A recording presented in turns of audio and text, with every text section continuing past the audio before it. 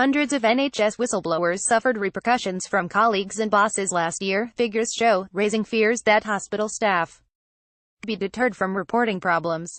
Campaigners warned the issue could lead to a repeat of the Gosport scandal, after it was revealed on Wednesday that 456 patients were killed by unnecessary opiate painkillers at one hospital despite nurses raising concerns as far back as 1991. Some 356 whistleblowers in 2017-18 said they had experienced repercussions, ranging from subtle persecution by closing off career opportunities through to being fired unjustly. Milestone inquiry not the end of Gosport family's fight for justice. Patient safety experts and whistleblowers said that deaths like those at Gosport War Memorial Hospital were likely to be happening in other hospitals as staff still could not raise concerns freely. On Thursday, healthcare safety academic Professor Brian Jarman told BBC News the reality for whistleblowers in the NHS was they're fired, gagged and blacklisted, and a third of staff say they would be concerned about speaking out. Dr. Min Alexander, a consultant psychiatrist who blew the whistle on serious mental health homicides and suicides at her Cambridgeshire Mental Health Trust, said there were countless ways managers could retaliate.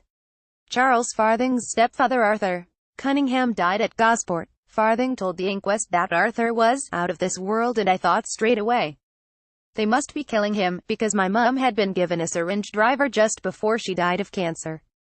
In 1989, Maggie Ward's mum Norma Windsor died on her 69th birthday after 10 days of rest and recuperation at Gosport. Ward says there should be justice.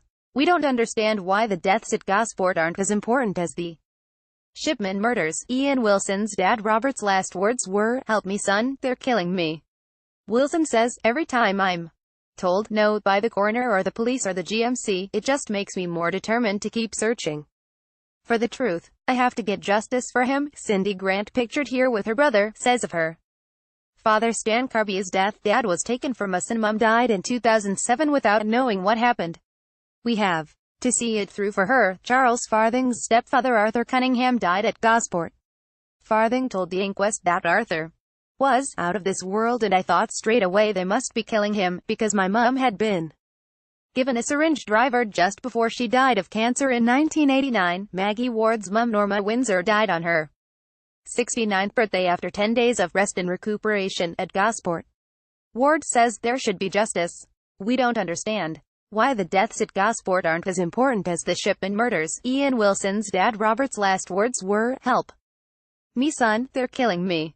Wilson says, "Every time I'm told no by the coroner or the police or the GMC, it just makes me more determined to keep searching for the truth. I have to get justice for him."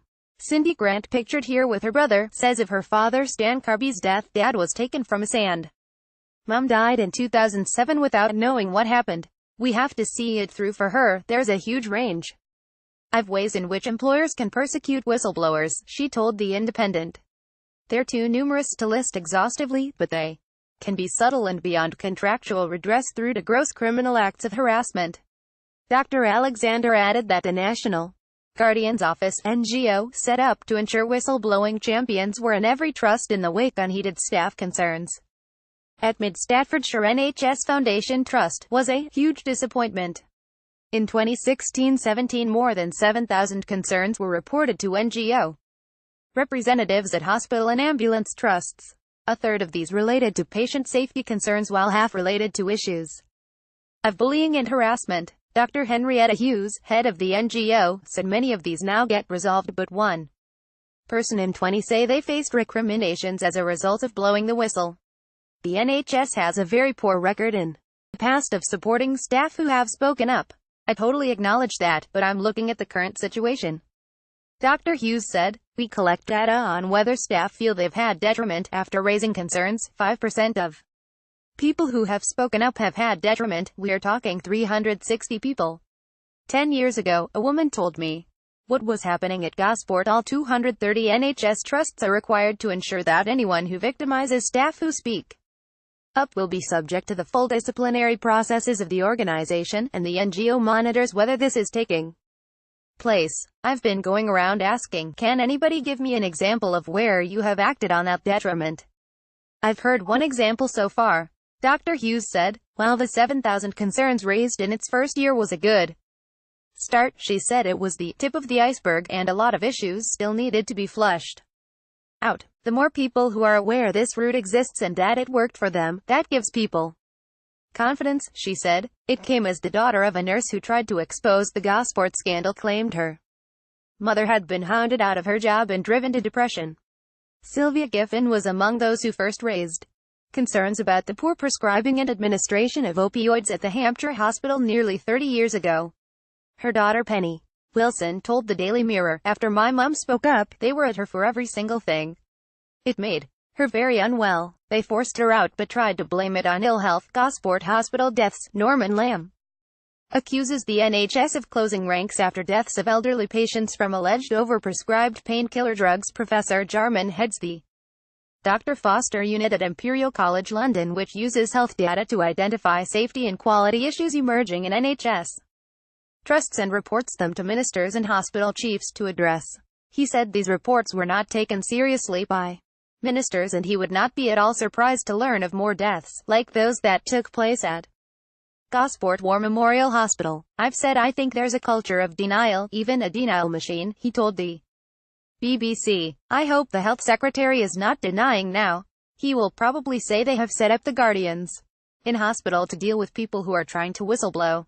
But the whistleblowers that I have dealt with are not in the slightest bit encouraged by the guardian system." The Health Secretary Jeremy Hunt said on Thursday that the NHS needed to end recriminations against staff with concerns. "We make it much too hard for doctors and nurses to do that. They are worried that there will be litigation. They will go up in front of the GMC or NMC, the reputation of their unit. In some places they are worried they might get fired. So we do have to tackle that blame culture and turn that into a learning culture," he said.